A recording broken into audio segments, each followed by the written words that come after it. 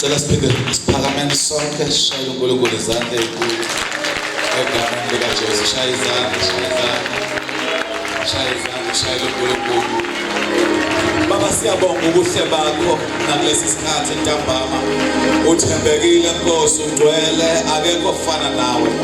Baba, sikunikeza udumo Nkosi, usilethile kule ndawo ukuthi sizokukhonza, sizokudumisa.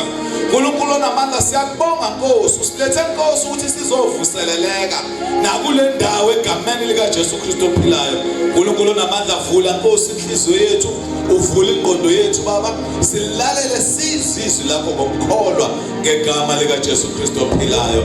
Amen. Ngiyacela sihlale phansi.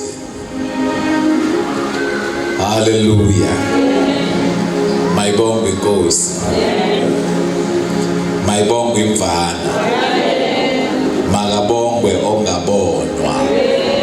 Sanibonani ntambama. Ngithatha ilithuba ngibingelele egameni likaJesu ntambama, ubaba nomama, umalunga. Ngiyacela sibazameni ngezandla bazalwane egameni likaJesu. Awisha sisi.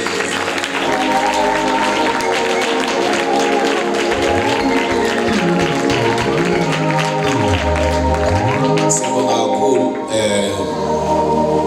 umsebenzi okhona noqhubekayo kule ndawo egameni likaJesu. Ukuba khona kwabo besihole kuleli bandla lakithi lakwaMakhutha, siyambonga kakhulu uNkulunkulu ngabo. Abafundisi abakhona, abavangeli, ama-deacons, siyabingelela egameni likaJesu. Umvangeli ubaba uNgubu ukhona la, ngiyambona. Haleluya. Ngiyacela sibazameni ngezandla. Obaba bonke abakhona, omama, ogogo, omkhulu, abantu abasha bonke, abantwana abancane usonto sikole, siyabingelela egameni likaJesu. Abahlabeleli abala emva kwami, ngiyacela sishayeleni izandla thina sonke ukuthi sikhona. Uma unayo umakhelwane, ngiyacela ke ukuxhawulisa umbingeleli umakhelwane. Ayibongwe ntambama, ayibongwe makhe. Makhelwane, ngaze ngakuthanda. Ngithanda nje ukuthi ubadlule bonke abantu bazohlala eduze kwami. Makhelwane, ungahambi ungayithathanga inamba yami, ngoba izinto uNkulunkulu azongenzela zona ngiyafuna ungithumelele ucongratulations.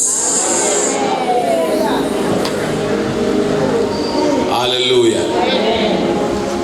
Uthi omunye umfundisi, ayikho indawo emnandi njengasesontweni. Amen. Ngoba esontweni uhlala eduze kwawo wonke umuntu othanda ukuhlala eduze kwakhe. Lapha eminyango kukhona abantu abakhulu esingakwazi ukusondela kubo. Kodwa meke wakhonza nawe uyohlala ngqo eduze kwakhe, futhi ngeke ususena iasha. Hallelujah. Esonto isonto liphela la okwazi ukuhlala nawo wonke umuntu. Sakubonani bazalwane? Osukwini lokuqala lwemvuselelo. Hallelujah. Siyambonga uNkulunkulu ngale mvuselelo, siyamkholwa ukuthi kothi ushaya usuku noma kuphela usuku la ngolwesihlanu cishe sonke sizobe sivuselelekile. Hallelujah. Uma kunemvuselelo sisuke singafocusile nje kuphela kubantu abangakaze bamamukela uJesu ukuthi bamamukele. Amen. Kodwa nabo laba asebamamukela uJesu kubalulekile bavuseleleke. Amen. Sakubonani bazalwane? No, abashadile kufanele bavuseleleke emshadweni wabo. Amen. Abantu abasha bavuseleleke kwinhlonipho ekhaya. Amen. Mhlambe busuqala ukuhlina makuthiwa washa izitsha, mawuphuma enkonzweni kwimvuselelo ka3 days ake ushintshe. Ushintshe wenze okungcono. Hallelujah. Ofundayo okade sevila ukufunda incwadi zakhe zesikole avuseleleke, ngoba imvuselelo isisondeza kakhulu kulento uNkulunkulu afuna sibe yiyo. So ungayitshela ukuthi wena hayi uphelezele, akho umuntu ophelezela, sonke sizovuselelwa. Awusanibonani? Ingakho namhlanje nakusuku lokuqala okwamba amalunga ukuzofika nje no petrol noluthi lamentshisi, ngithela upetrol bese ngishiya uluthi lamentshisi livutha. Bayeza kusasa abazobe sebeyokhela kuthi ngolesihlanu bayibhidlize idliwe phansi. Awusanibonani? Hallelujah. Amen. Angithandi kakhulu ukukhuluma izinto ezisuke ivela kimi, kodwa ke ngithanda ukuthi iBhayibheli likhulumele lona. Amen. Ngoba kwesinye isikhathi siyayenza amakhulu ama-mistake ngokufuna ukuthi kukhulume thina, siyeke ukuthi uNkulunkulu akhulume yena. Amen. Ngiyacela sisikhaya ungifundele incwadi ngokuka Luke chapter 1. Well, bengenze ngiqale la kodwa nginayo into ethi asiqale la ku verse 5. Ngiyazi ukuthi khona umuntu mhlambe oyidingayo khona iqala la ku verse 5. Ngifundele khanye Luke chapter 1 verse 5. Emihleni kaHerodi, ungahlala phansi khanye ufunde uhleli phansi. Emihleni kaHerodi inkosi yaseJudiya, ngesikhathi ufunda umile ufunda ngenye indlela, usuhleli phansi usufunda ngenye indlela. Siyabonga, funda khaya.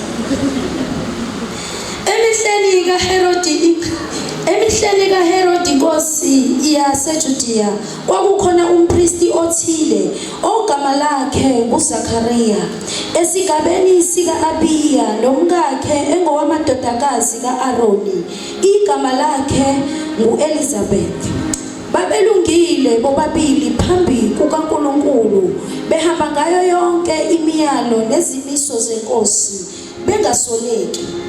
Kepha babengenabantwana, ngokuba uElizabeth wayeyinyumba, bobabili basebekhulile. Nansi indaba bazalwane.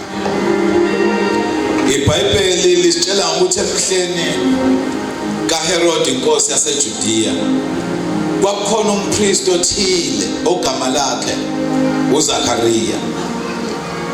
Ngiyathanda ukuthi before siqhubeke nayo indaba yethu ukunivezela nje kancane ukuthi umpristi lona kwakusetshenzwa kanjani.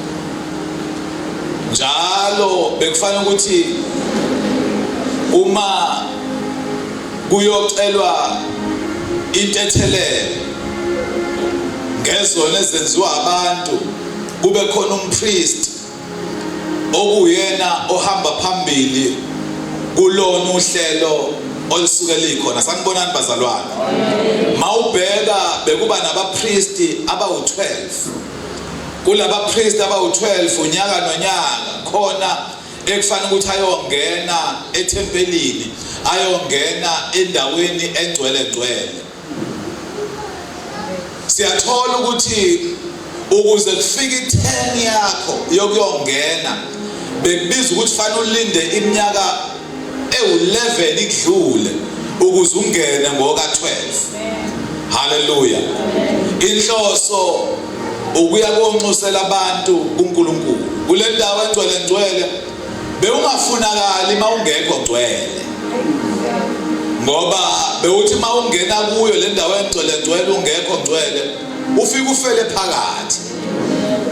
So bekufanele ukuthi umuntu mayongena kule ndawo engcwele kube khona izinto abamfaka zona la eqakaleni noma onyaweni eyizokwenza ukuthi uma ehamba kukhehlezele, kukhombisa ukuthi usaphila, usahamba. Sanibonani ebusuku? Uyathola ukuthi bekuba khona intamba bambopha ngayo ukuze makwenzeke fela phakathi endaweni engcwele kungangeni umuntu ngoba nawe ngasufele phakathi. Indlela eright ukuthi bamdonse baze bamkhiphe. Lo muntu bekufanele ukuthi yena uqobo lakhe ayingcwelise abe ngcwele ukuze angafika afele phakathi. Nginayo into ethi for sure bakhona bake babonakala befela phakathi. Kodwa ngiyamthanda uZakhariya ngoba wakwazi ukuthatha isikhathi sakhe ukuthi ayingcwelise ayomela isizwe sonke abantu bonke bakaNkulunkulu ngokuthi yena ayingcwelise. Lithi iBhayibheli wayenonkosikazi ogama lakhe uElizabeth. And siyathola masifunda la lithi iBhayibheli babelungile bobabili phambi kaNkulunkulu. Ngoba khona ukulunga phambi kwabantu bese bakhona ukulunga phambi kaNkulunkulu. Sanibonani bazalwane? Masilunge phambi kwabantu sibona ngisho sihamba ukuthi umhlabathi siyawuhlonipha.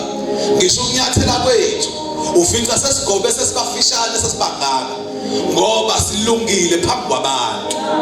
Ngisho umuntu ekhuluma ukhombisa inhlonipho nentobeko phambi kwabantu. Kodwa lo lithi iBhayibheli wayelunge phambi kaNkulunkulu. Nomkakhe bobabili belunge phambi kaNkulunkulu.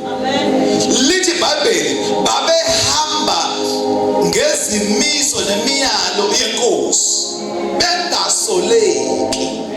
Ayawuthinta umakhelwane. Umakhelwane babengasoleki, babelungile behamba ngezimiso zikaNkulunkulu bengasoleki. Sikwimvuselelo namhlanje osuku lokuqala engathi singakhuthaza abantu ukuthi abahambe phambi kaNkulunkulu bengenakusoleka.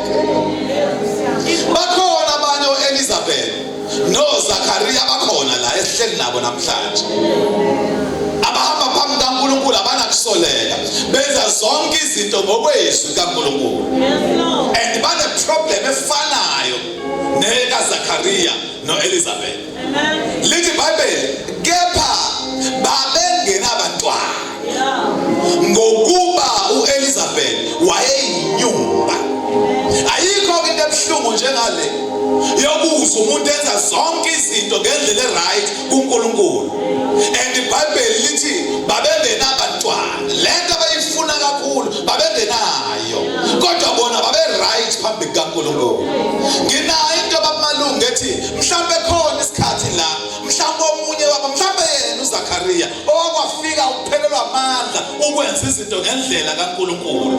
Kodwa mhlawumbe waphikelela ukuthi ngiyamazi wangibizayo. Ngiyamazi engikholwa uye.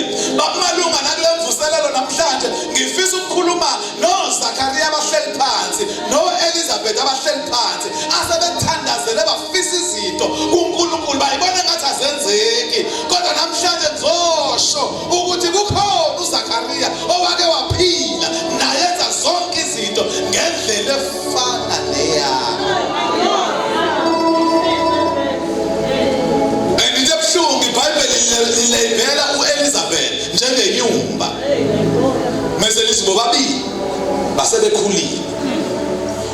iBhayibheli la lithi bobabili basebekhulile kusilahlekisela ngehope ukuthi akuselula ukuthi babe nabantwana ngoba bobabili basebekhulile. Mhlawumbe ukuba babesebancane mhlawumbe izoba khona ihope. Namhlanje ngiyazi babalunga kukhona abantu abala abeze kule mvuselelo asebelahlekelwe yithemba ngezinto mhlawumbe abayicela enkosini beyibona ingenzeki. Abanye bamalunga abantwana bafuna ukukholwa bayahlupha baphuza utshwala bahlidakamiswa usacela kaningi enkosini. Oh haleluya. Ubona abanye abantwana bayakholwa bayamthanda uNkulunkulu afisa ukuthi mhlawumbe nabami mabengase babe nje ngingaphila impilo enokuthula. Umbuzo agcina ebuza wona umuntu ukuthi yini wrong engiyenzayo phambi kaNkulunkulu. And yet uthola ukuthi amazulu ayakuvuma. Amazulu akuvumile athi wenza zonke izinto kahle, uhamba kahle, uhamba ngezimiso zakhe, awusoleki ngalutho, kodwa imikhuleko yakhe ibonakala engathi ayiphenduleki.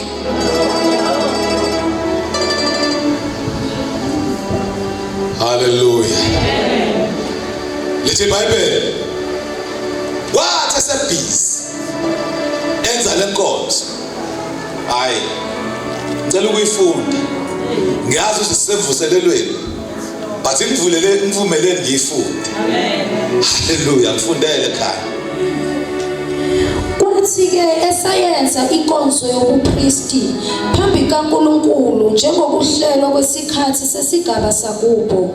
Ngokomthetho wobupristi kwaba nguye owabelwa ukungena ethempelini lenkosi.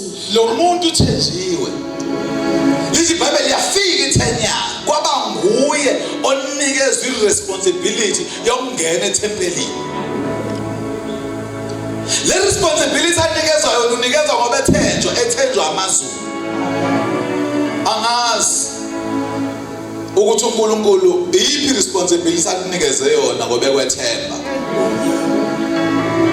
Mhlawumbe uNkulunkulu ukunikeza iresponsibility yokukhulekela leli bandla leli ukuthi liqhubeke liye phambili. And yet now nezakhe izinto ezidingayo enkosini. Mhlawumbe uNkulunkulu ukunikeze iresponsibility ukuthi ukhulekele ubamalunga noma amalunga ababuhlakani obuvela kuwe ukwazi ukuhola lo mhlamba ongaka kodwa nawe futhi unokwakho ukufuna enkosini.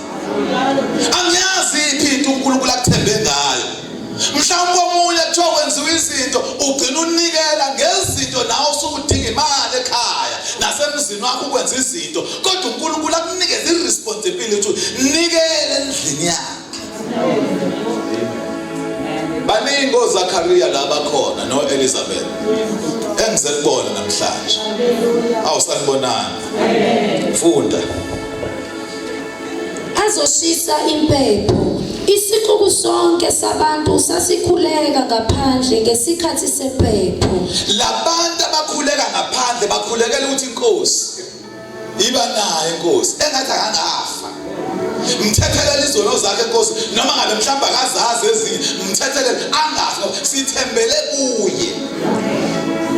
Wake wabona khona abantu abathembele kuwe kanti nawe ithemba lakho lise kuNkulunkulu libonakala lingafezeki. Wake waba yini nabantu ababheke wena kubhekwe wena yonke into imile kubhekwe wena nawe kanti kunento nawe oyithembile enkosini kodwa kubonakala ngathi inkosi ayikuzwe. Funda. Kwabonakala kuye ingelosi yenkosi imi ngakwesunene se-altare lempepho. uZakhariya eyibona wethuka wehlelwa luvalo. Kepha ingelosi yathi kuye, ungesabi Zakhariya, ngokuba isicelo sakho sizwakele. Umkakho Elizabeth uza kuzalela indodana, uyiqambe igama lokuthi uJohane. Lo muntu kade ethandaza. Lo muntu kade ecela enkosini ukuthi inkosi imuphe abantwana. Lithi iBhayibheli wabonakala ingelosi yenkosi yeza kuye. Ngicabanga ukuthi mhlawumbe noma ngabe kwangena endaweni engcwele kodwa akaza ibona ingelosi iza kuye. Namhlanje uthwele inkinga zabantu yisa enkosini kanti inkosi ibheke zakhe. Namhlanje uzohlangana ne-breakthrough yakhe akade ayithandazela. Lithi iBhayibheli wathi ayibona ingelosi wethuka wehlelwa uvalo. Lithi kodwa ingelosi izwakala lithi kuye, ungesabi Zakhariya, ngokuba isicelo sakho sizwakele. Ngizosho njalo namhlanje ebusuku ngizothi isicelo sakho nemkhuleko yakho izwakele enkosini. Engathi uNkulunkulu angaphendula imkhuleko yakho. Hayi amen awubo namhlanje. Ngithe ngathi uNkulunkulu angaphendula imithandazo yakho. Zonke izicelo zakho mazizwe uNkulunkulu ayiphendule izicelo zakho. Ithi ngalokho ungasabi Zakhariya. Umkakho Elizabeth uzakhulelwa. Uzokuzalela indodana. Uyiqambe igama lokuthi uJohane. Ngicabanga ukuthi emthandazweni kaZakhariya mhlawumbe wayengasanandaba nokuthi umfana noma intombazane yini. Mayethola umntwana. But uNkulunkulu mayesenza izinto uNkulunkulu uya-excel. Uthi uNkulunkulu ngizokunikeza indodana. Ngoba mayithola indodana uthola into enkulu kakhulu awusakubona bazalwane. Ikakhulukazi ngokozala azalwa kulo nemisebenzi ayenzayo yasethempelini. Into enkulu kakhulu ukuthi uNkulunkulu amnikeze indodana. Awukwathi ngasho namhlanje ngithi nanoma ngabe yini into oyicelayo noyithandazela enkosini uNkulunkulu uzokunikeza ubest one. uNkulunkulu uzokunikeza ngisho ngayicelanga. uNkulunkulu uzobheka phakathi ekujuleni kwenhliziyo yakho ngoba imikhuleko yakho izwakele. Uthi yena akasoze akushiya akasoze akuyekelele. It is true khona izinto nohambo esithi masilihamba kube ngathi uNkulunkulu akekho. uNkulunkulu khona uhleze khona ukuwe ngaphakathi.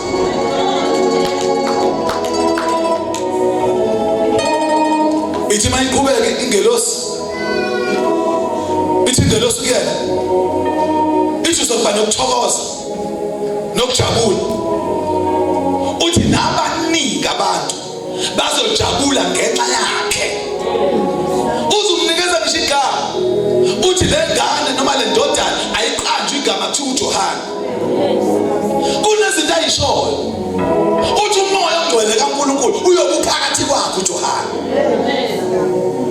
And sonke isikhathi masibona kwi-Old Testament akujwayelekile uthola umuntu uzothi umoya ongcwele kaNkulunkulu phakathi kwakhe. But uJohane engabobikho nabakhona sizwe iBhayibheli lithi umoya ongcwele kaNkulunkulu uzokuphakathi kuye. Izingelosi lo Johane mayesephila esasebenza uzonikezwa amandla ngokuka-Eliya. U-Eliya womunye wabaprofethi abakhulu kakhulu kwi-Old Testament. And lo Johane uzonikezwa amandla ngokuka-Eliya. Mawufunda kahle incwadi yeSamuel ngasekugcineni, igama lakhe ngasekugcineni lithi iBhayibheli kukhona ozayo ozobuyisela ozokwakha i-relationship phakathi kwabantwana nabobaba. And lawo mandla lawo yila mandla kaKristu Jesu. But sizwa yena lo Johane ingelosi mayisho ithi le ngelosi loyo mayesefikile lo Johane uzobuyisela i-relationship phakathi kwabobaba namadodana. Ngiyacela mawususekhaya uyifunde kahle le ndaba. But khona into engiyithandayo verse 18 khaya. uZakhariya wathi engelosini, ngiyakuzwa ngani lokhu na? Yingani sengiyindoda endala? Funda kahle futhi qala phansi khaya. uZakhariya wathi engelosini, ngiyakuzwa ngani lokhu na? Ngiyakukwazi ngani lokhu na? Ingani sengiyindoda endala mina, nomkami uqhubekile ezinsukwini zakhe. Ingelosi yaphendula yathi kuye, ngikuGabriel mina, omiye phambi kukaNkulunkulu. Ngithunyiwe ukuba ngikhulume kuwe, ngikubikele lezi zindaba ezinhle. Bheka-ke uzakuba isimungulu, ungakwazi ukukhuluma kuze kube lusuku okwenzeka ngalo lokhu, ngokuba ungakholwanga ngamazwi ami aza kugcwaliseka ngesikhathi sawo.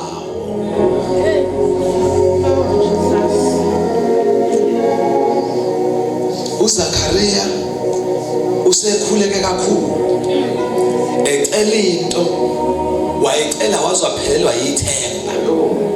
No, ngifuna ukuvuselela oZakhariya bakhona la. Angilazi ithemba lakho seliphelele. uZakhariya waye right, enza izinto right. Lithi iBhayibheli wayevunywe uNkulunkulu uqobo, wayengasoleki. uNkulunkulu esezomnikeza i-breakthrough yakhe, esezomnikeza lento ayithandazelayo.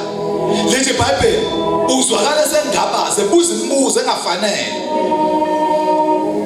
Uthi ngiyakwazi ngani lokhu na?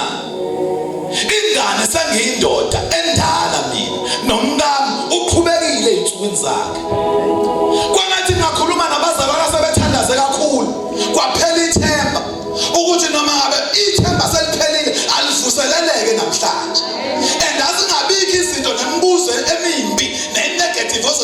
uNkulunkulu. Ngoba mawusuthandazile uNkulunkulu ukuzwile. Kahle kahle uNkulunkulu wakuzwa ngesikhathi uqala ukuthandaza lo mthandazo othandazayo. Lithi iBhayibheli ngolunye usuku yake yafika ingelosi yezwakalisho ithi umthandazo wakho Daniel wezwakala ngosuku lokuqala nempendulo yakho nayo yathunyelwa same day. Lithi iBhayibheli kodwa ingelosi eyayiphethe impendulo yakho yabambeka emkhathini yabhekana nempi emkhathini. Awusakubonani bazalwane? Ingakho kubalekile mase sithandaza sacela izinto uNkulunkulu asimbonge uNkulunkulu simdumise zikhona simdumise zingekho simdumise sithola simdumise singakoyitholi. Ngoba indumiso mayilaka uNkulunkulu ayihambi yodwa. Uthi mina manje ngidumisa mina, oh haleluya. Uthi manje ngidumisa bonke abangazani nami ngibadonsela kimi. Madumisa indumiso iyavangela. Indumiso ingasilandela abantwana bethu abangakholwa. Indumiso uthi manje ngidumisa ngibalethela kimi. Noma ngabe uvangeli wena kodwa mawuyise indumiso uNkulunkulu, oh haleluya, uNkulunkulu uyivangelela.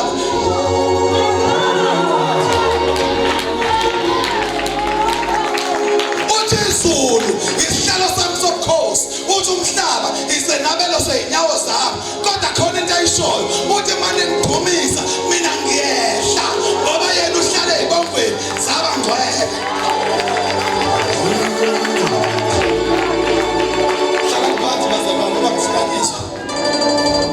Uthi uhlale endumisweni naseyibongweni zabangcwele. Ngamanye masasithandazile asidumise uNkulunkulu. Hayi ngiyagarantela bazalwane, mawudumisa uNkulunkulu mayehla ezohlala ezibongweni zakho. Haleluya. Noma ngabe yini evimbe emkhathini uyayiphodloza izinto zakho akabe sathumela kodwa uzehlela yena mathuba ngenxa yendumiso.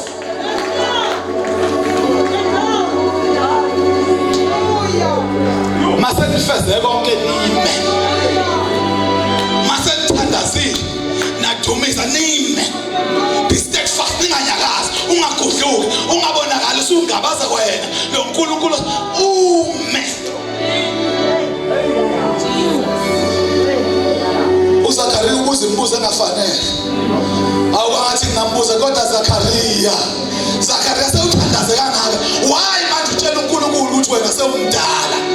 Ubani kanti lo esimkhonzayo? Awu haleluya. Lo wanikeza uAbraham haleluya umntwana ebudaleni bakhe.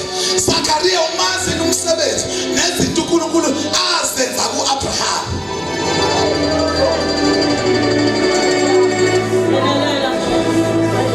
Zakhariya umncane kabi kunoAbraham.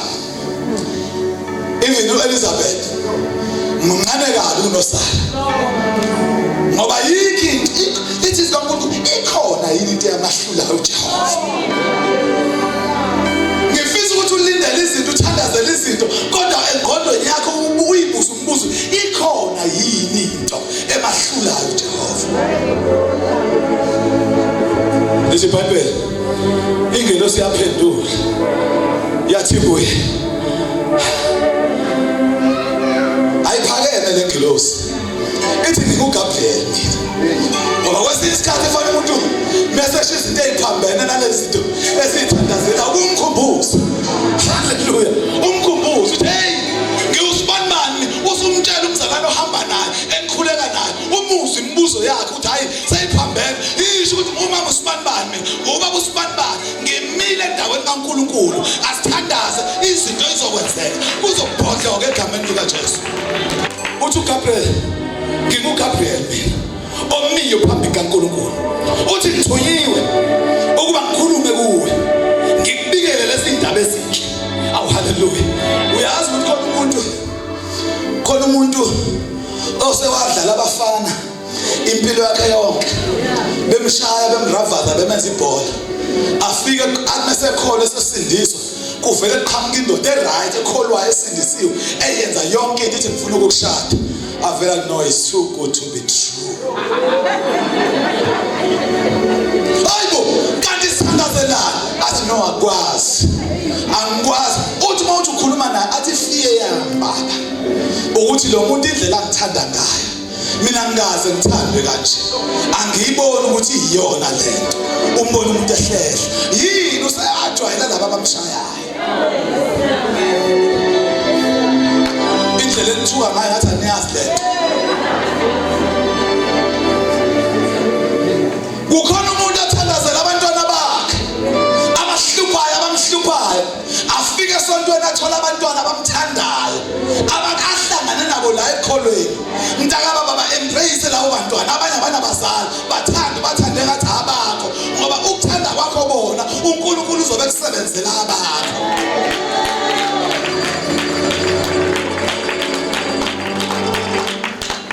indlela otreata ngayo abantu hayi bazalwane ngiyaphi manje bamalunga khona abantu abangayitholi imisebenzi sibathandazele sibabeke izandla bagiqike bawaphansi sibanyathele senze zonke lezi zinto ezenziwa amayamlayo haleluya efuna umsebenzi umuntu angawutholi kanti ulahle nje kutheni uthi uNkulunkulu mawuhluleka ungena u8 isikhathi sokungena enkonzweni uzomphoxa mawuthola umsebenzi uzofika late ake ulungise isikhathi sakho sasenkonzweni iqala ngizobe nami senilungisa lo mthandazo wakho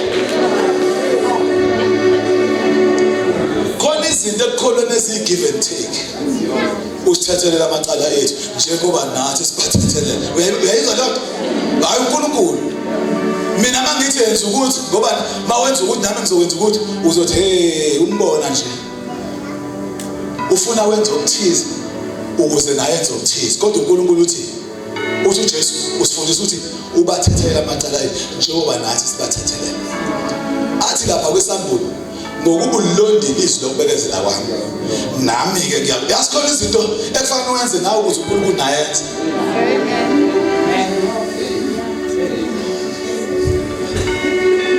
ngikuGabriel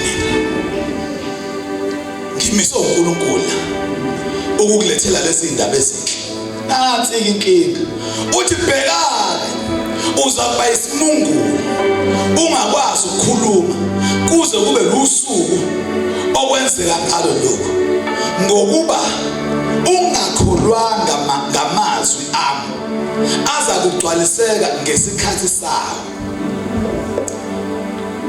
Ngabe khona abantu ekukholweni uNkulunkulu abenza izimungulu wabavala umlomo hayi ngoba engabafuni kodwa ngoba efuna ukuprotecta bona futhi kukhona amazwi negative umuntu agcine washo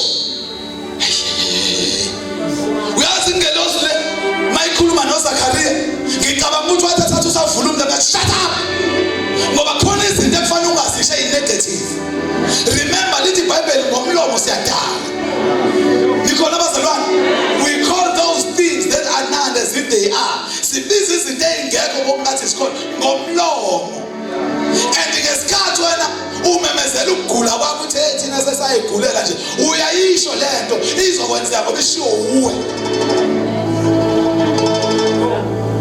kodwa nalezi zami ezidliwe ungakanjena ayisoze zakhona uzuyitshele nanisoze nakhona niyoze nife nje hayibo uZakhariya wayeseqalile esho izinto ezingafanele and uNkulunkulu waetha there and there wamenza isimungulu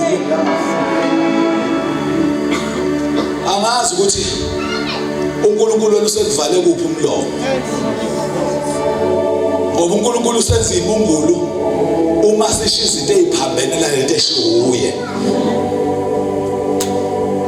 lo Zakhariya uthola ifavor kaNkulunkulu kwezingelosi yazomtshela lezi ndaba ezinhle but uNkulunkulu akazange azahesitate ukumvala umlomo bazalwane ngicela ukusho ukuthi ngisho ungahlukumezeka kanjani uphatheke kabi kanjani ungayishi into negative ngomlomo wakho ngoba uZakhariya waba nenhlanhla lekaZakhariya ukwenziwa isimungulu because uNkulunkulu wayazi ukuthi useza nokunye azokusho okunegative kanti ngomlomo wethu siyadala wathi uNkulunkulu kunokuthi asinto ezinegative angamana angakhulumi kukhona ezinye zezinto zempilo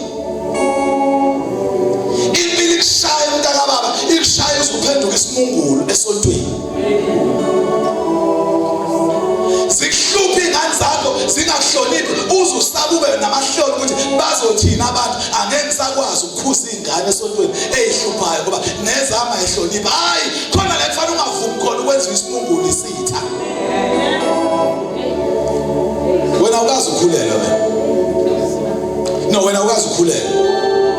Makukhulela ingane yakho kufanele ungasabi uqondise ezinye esontweni ezibonakala ephaphalaza. Amen nomncane. Amen ngasanizwa lento. Nesitha siyabavala abantu umlomo. Kodwa ngcono uma uvalwe uNkulunkulu umlomo.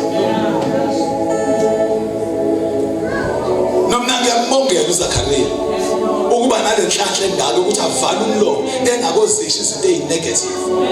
Namhlanje ntambama kusuku lokuqala lemvuselelo ngizokhuthaza umuntu osenezinto ezithandazela enkosini abone ngathi azenzeki.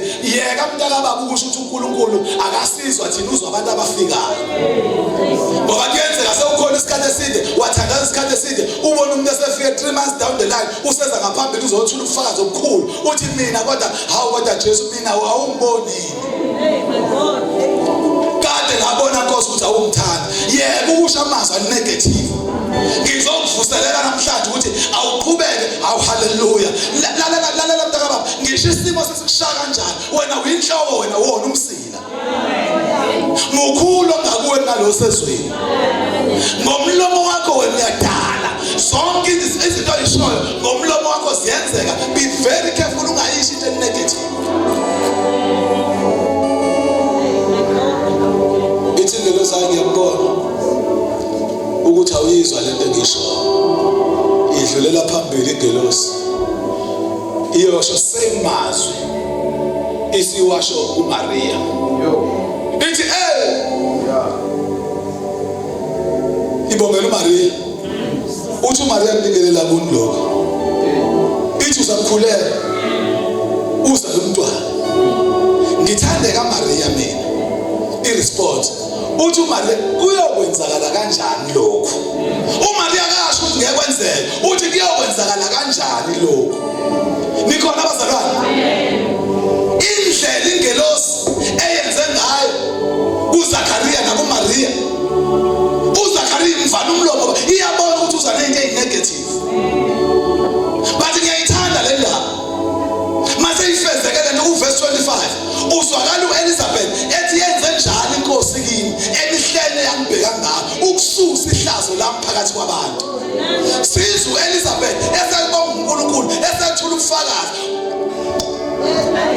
Ukuba uZakhariya wayona lento ubufakazi kaMaria bese sibuthola. Lalela mntaka baba ngicela ukusho ukuthi makuthiwa kuneprayer woza uzothandaza, makuthiwa uzodunyiswa woza uzodumisa ngoba khona abantu abathembele kulomthandazo wakho, khona abantu abathembele kwindumiso yakho. uElizabeth wayengekho endaweni engcwele ngesikhathi ingelosi inoZakhariya kodwa haleluya indumiso yakhe beyibased ekutheni uZakhariya uyihendishe kanjani le ndaba. Kahle kunabantu esibakhweletayo la eminyaka. Sinabafowethu nodadewethu esizalwa nabo esibakhweletayo la eminyaka. Abakholwa abasindisiwe ngenxa yethu. Indlela esiya ngayo uNkulunkulu nendlela esibuza ngayo imibuzo uNkulunkulu, indlela esikhuluma ngayo igcina ibabopha ukuthi bangakholwa. Namhlanje ngifisa ngathi ngaba-release bonke abantu bakini abangakholwa ukuze nabo bathanjelwe inhliziyo baliyizizwe kaNkulunkulu, baliyizivangeli lingene kubo. Lalelani bazalwane, ngiyacela ukusho namhlanje ukuthi mangasethiwe bonke abakini bayakholwa basindisiwe bonke abakini angeke nize nixabane senibanga indaba zokushiswa kwempela. Ngoba ngiyakholwa nonke kini. Kodwa as long as kukhona abakholwayo kukhona abangakholwa ngoba uSathane uyakwazi nokuyenza leyo nto. Athi abakholwayo asibayeke bakhona, asibambe kodwa abambalwa abazongakholwa. Uzondo umndeni wakho wonke ngoba kuthiwa wena omdala wena inkosana kodwa ufuna uzoshisa impela ngoba uthi usuyakhona. Bakuzonde bonke bangakufuni. Uyazi mangasethiwe basindiswa bonke akekho yozondo omunye.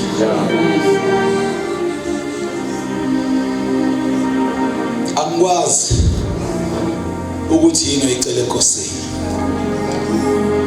uElizabeth noZakhariya babena lomkhuleko enkosini wokucela umntwana and uNkulunkulu wa respond. uMaria on the other side akaza acele umntwana, kodwa futhi naye uNkulunkulu wamnikeza. Ngoba khona abanye abantu esingagcina sibazonda, sibone bethola izinto thina besinesifiso sazo, kodwa siye kwabanye abantu. Kanti mhlambe wena, ngoba lithi iBhayibheli, ngiyoyala ibusiso, izibusiso ziyonifumana. Mhlambe wena wathe kungena u8 esontweni, wafika ngopast 8, kanti izibusiso ezifuna wena kade zakhishwa ziyokufuna, zakufika la awukho la, ngoba si-expect ukuthi sizohlangana la, sivele ithola omunye nje ilahlele eyidumisela inkosi, zithi hayi bengifuna usibanibani, kodwa nami nalo inhliziyo yakhe mangibheka ubheke yona inkosi.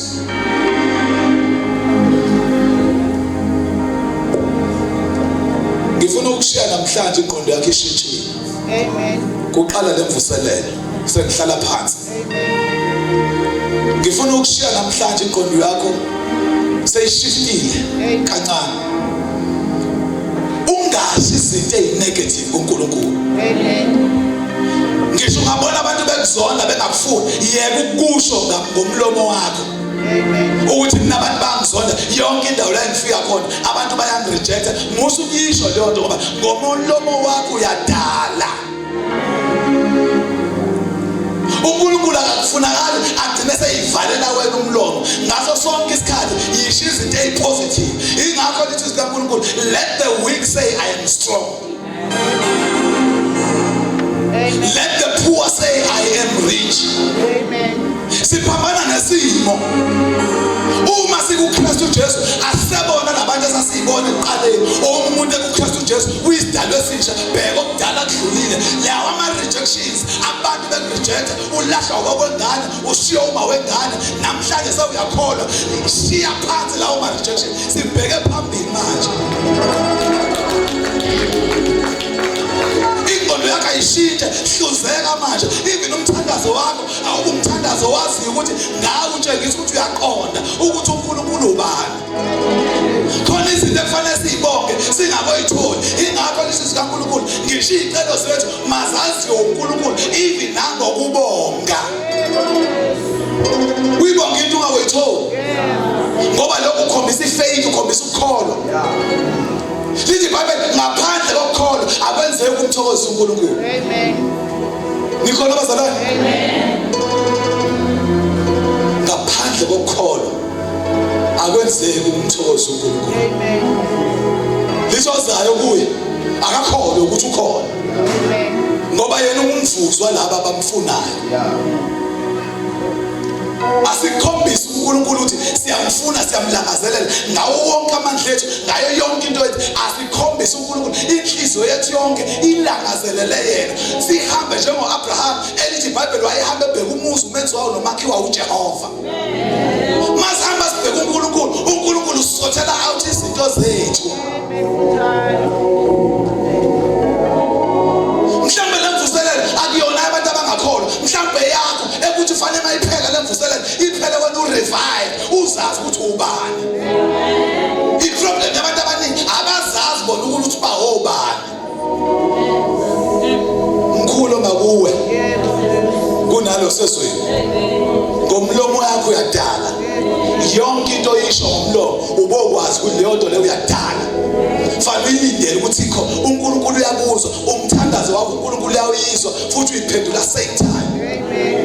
Izinto ekufanele uzazi umthandazo, lithi iBhayibheli umthandazo wakho wezwakala 21 days ago. Ngosuku lokuqala uthandazo wezwakala futhi waphendula ngalo usuku lwakho lokuqala. Amen. Asivala amehlo. Nginayo into ethi imvuselelo soyizwa kahle, sithule ubufakazi mase kuphela insuku zemvuselelo. Whether uyakholwa or awukholwa uzoba nabo ubufakazi as long as ingqondo yakho ishintshe. uNkulunkulu wenzela umusa ukukuletha la kule ndawo engcwele wenzele uNkulunkulu umusa. Njengoba likhuluma nje izwi lakhe likhuluma nawe ukuthi shintsha indlela ocabanga ngayo, shintsha indlela okhuluma ngayo.